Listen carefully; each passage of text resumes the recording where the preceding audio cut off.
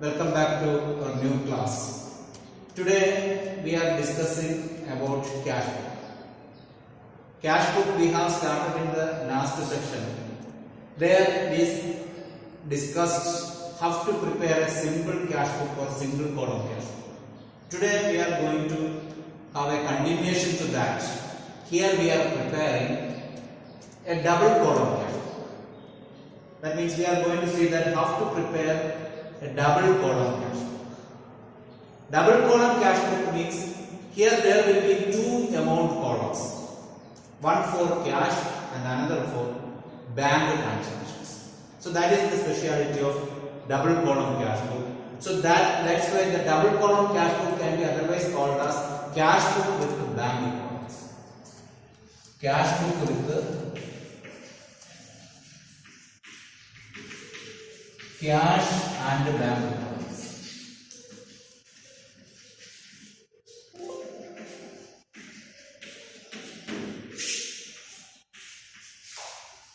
Cash book with the cash and bank columns. That means there will be two amount columns, each for cash and bank. Cash transaction as well as bank transaction for either side of the cash. Means debit side as well as credit side. Okay, so let us prepare a format of double column cash book. So first we can give heading.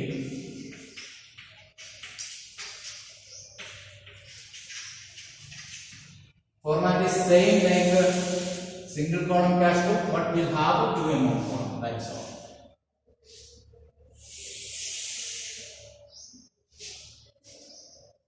We can equally divide for receipt and payment side. Okay, and from here first we will make date column, then receipts. Okay, then after receipts there will be a small column, what it is called as ledger folio. Then this is for amount. Amount we can subdivide into two, first for cash and another bank. So this is debit side or receipt side. So same way. Here we can write date, then payments,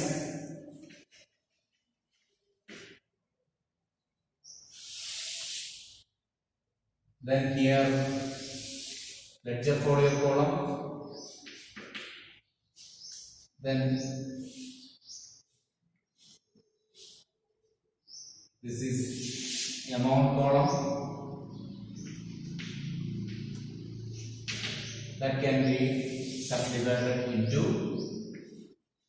cash and bank. So this is what. So this is the format of double column cash book. So double column cash book is a cash book where there will be amount columns for cash entries as well as bank entries for both sides. All the cash receipts and bank receipts will be shown on the receipt side, and all the cash payments and bank payments will be shown on the payment side. And as usual, you know that it will be started with the opening balances. Here opening balance of cash and bank will be written. Okay, it is not compulsory that always it should be there in the receipt side, it may be there in the payment side also. Especially when there is bank overdraft, cash bank balance will be in the payment side. Okay. So that's all related to the format. So before discussing a problem, let us see one concept here. It is called contra entry. Contra entry. What do you mean by contra entry? Contra entry is a journal entry. Contra entry is a journal entry where both the aspects will be written in the same account. Such journal is called contra entry. Okay. So we can write that if both the aspects of a journal entry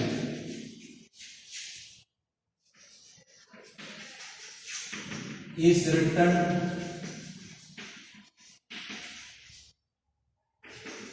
in the same account, comma, it is called a contra entry. If both the aspects of a transaction is written in the same account, if both the aspects of a journal entry is written in the same account, that entry is called contra entry. So, what's the example for that? Both the aspects means debit aspects as well as credit aspects. Can we write debit aspect and credit aspect in the same account itself? That's the question. Suppose you know that one journal entry is there. If we sell books for cash, we will write cash account debtor to sales. So this is not possible to enter both the aspects in one account. One account means, suppose if it is cash, if you take, we cannot write cash and the sales in the cash account itself. Okay, but there are some entries where we can write both the aspects in the same account. For example,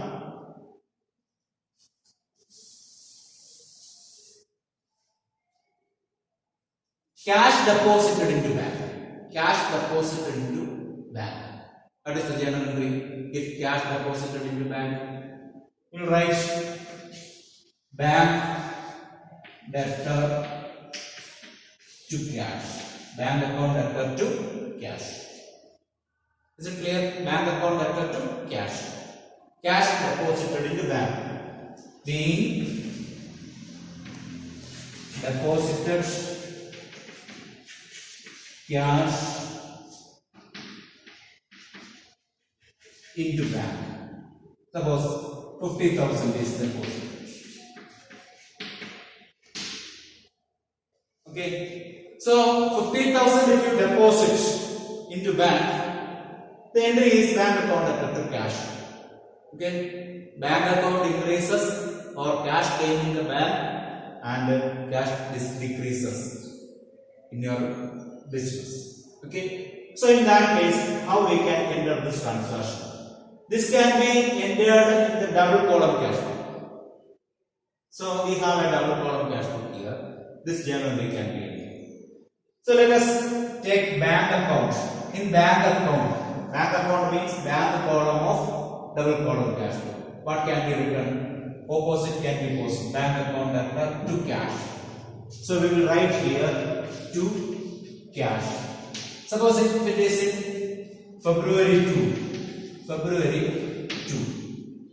we will write here February 2 to cash. How much? In bank column we will write 50,000. Bank column we will write 50,000 because cash came in the bank column. And see, now we can enter into cash. We can enter into cash account. What right there? In cash column, money goes. It's a payment. That means in cash account we will write the opposite item. Cash is here. Opposite item by February 2 by bank. By bank. Where in cash column, how much we write? 50,000. See, now both the aspects. Do we write both the aspects in the same account? Yes, this is the same account. We have written both the aspects. So this is a contra entry. So in order to understand a contra entry, we can mark C in the ledger folio of both sides. This is a contra entry. Because contra entry need not be posted to any other account. Because cash account is here, bank account is also here. We know that if you prepare a cash book is both a ledger and a journal that we have studied in the last class.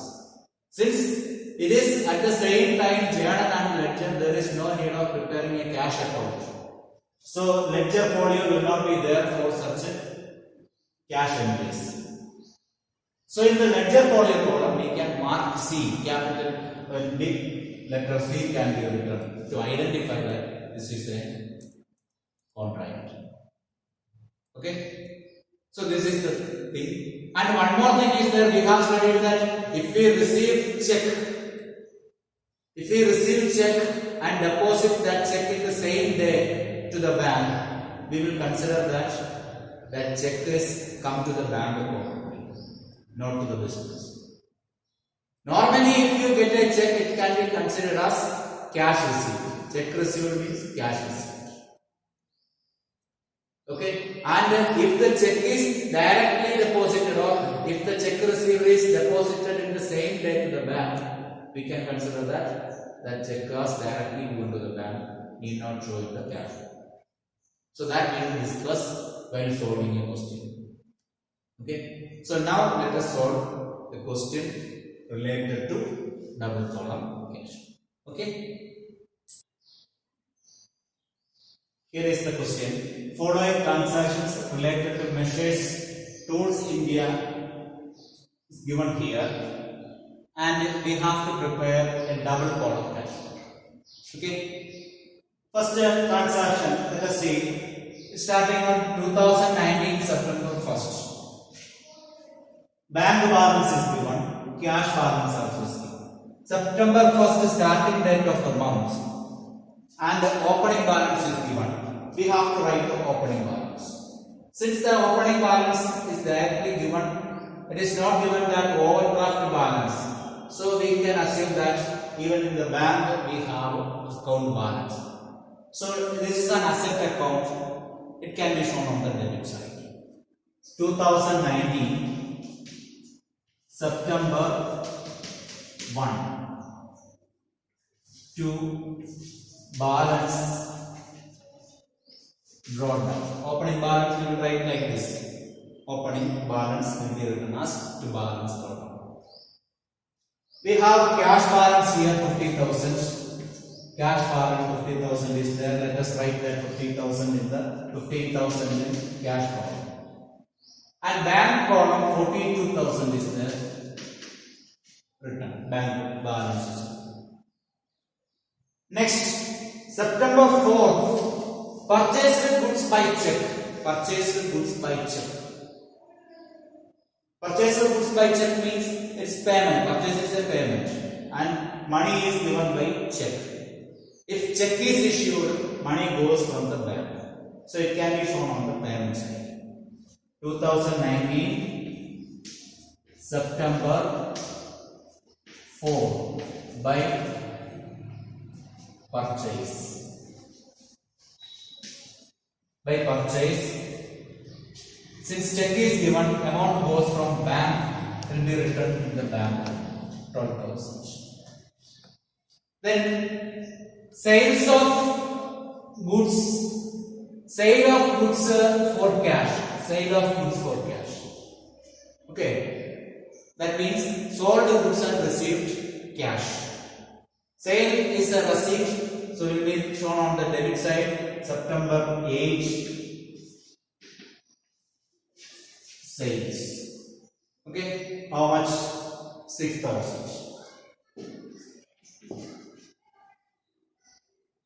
That is all. Now, purchase machinery by check. Purchase machinery by check. This is also payment, purchase of machinery. What can be the journal entry? Since asset is purchased, we cannot write purchase, we have to write that machinery. Okay, machinery decreases, so machinery should be written. September 13th by machinery. How much? 5,500. 5,500. Then next, September 16th, sold goods and received check. Sold goods and received check 4,500. See, deposited same day. Deposited same day. If this sentence was not there, we had to consider it as received cash. Check received means cash received. Okay. So, if this sentence was not there, we have to write as cash account. The journal will be cash account letter to sales. Cash account letter to sales means in cash account we will write sales. But here it is given the deposited same day to the bank. So, if the check is depositing in the same day to the bank, we need not take that into cash account. Can be shown in the bank account. Okay. So, we will write here September 16 sales in which column will be taken in the bank column. How much? 4,500. 4,500. Now, September 17. What happened? Purchased goods from Manu in cash. Suppose this is not there. Suppose this is not there. Purchased goods from Manu. What you will do? Where to show? Yes, it cannot be shown in the cash. Why? Because if cash is not there, that means it is a credit transaction. Credit transaction cannot be shown here. That we have discussed in the simple column cash book also. Here in cash is given. This is given. So what to do? We have to consider it as cash transaction. Purchased goods. Purchased goods from Manu. So we will consider here in the payment side September 17 by purchase. How much? 17,400. Okay. Now September 20th. What to do?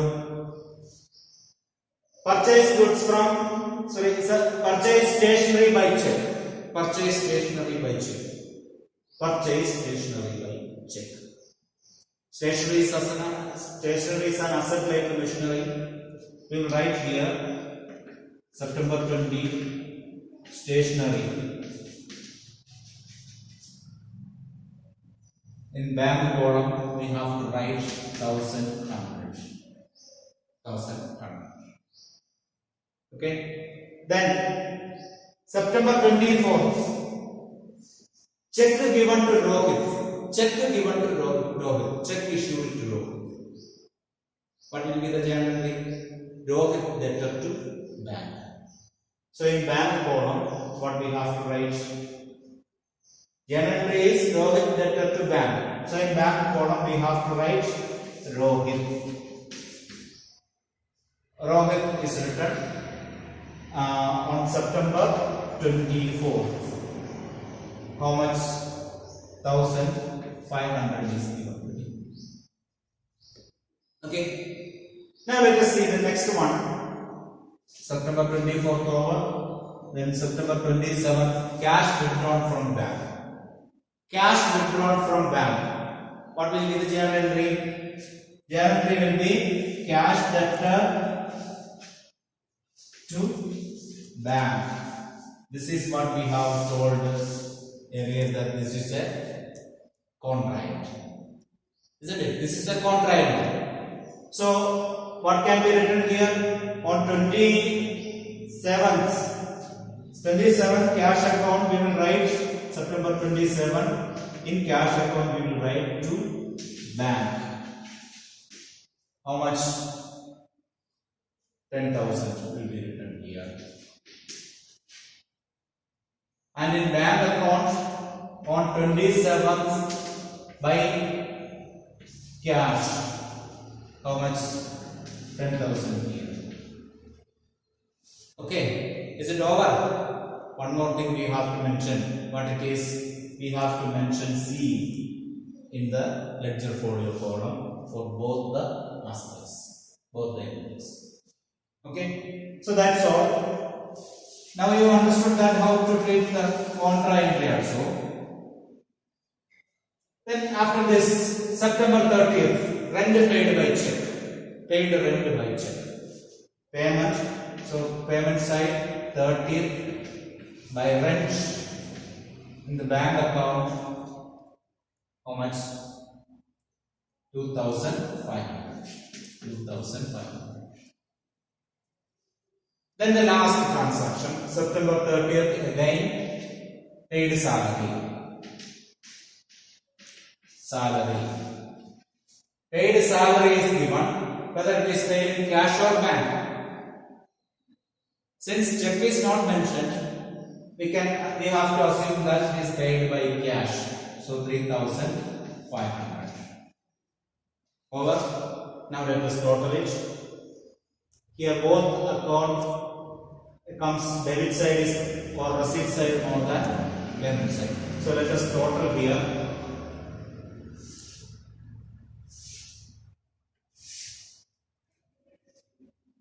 15,000, 25,000, 31,000. So 31,000. Here 42, 46,500. 46,500. Let us write that here.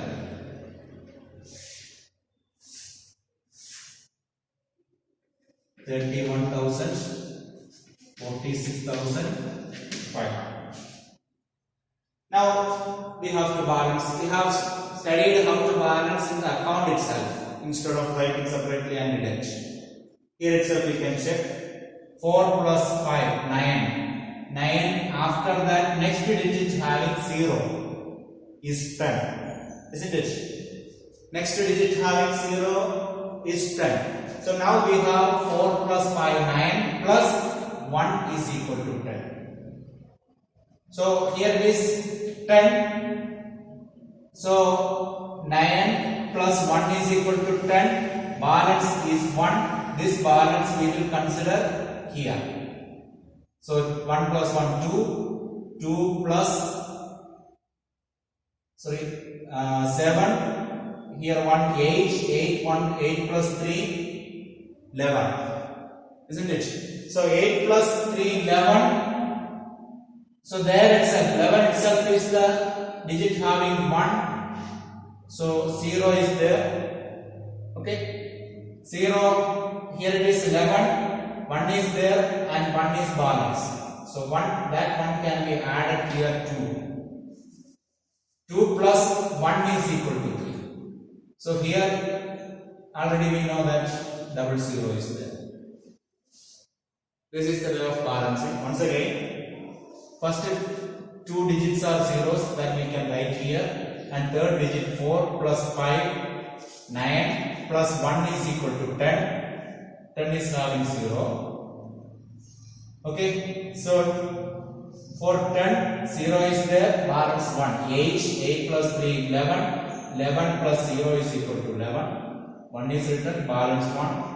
2 plus 1 is equal to 3. Okay, like that let us balance here also. 5, 6, 11, 11 plus 5, 16. 16 plus 9 is equal to 25. 16 plus 9 is equal to next 5 digits. After 16, next 5 digits, 5 in the first place is 25. So 5 is there. 16 plus 9 is equal to 25 for 5. For 25, 5 is here, balance 2. So this balance we will add here. 4 plus 5, 9, 10, 11. 11 plus 2, 13. 13 plus 3 is equal to 16. 13 plus 3 is equal to 16. For 16, 6 is here, balance 1, that is added here, 2, 2 plus 1, 3, 3 plus 1, 4. So 13,900. Okay. So this is balance carried down, will be on the last date, September 30th, by balance carried down. That will be brought down here. September 30th, next day, October 1st to balance brought down. How much? 10,000, 100, 13,900. Okay, so this is what is called a double column cash book. Double column cash book is otherwise called as cash book with the bank columns and cash columns. Okay, this is a very simple thing. So if you know the journal entries and know how to post, this is very easy to complete it. Preparation of journal entries, rules of debit and credit, then posting of journal entries, everything we have discussed in the last videos. If you have any doubt, you can go through those old videos to know how to journalize and post. And after that, if you are thorough with journalizing and posting,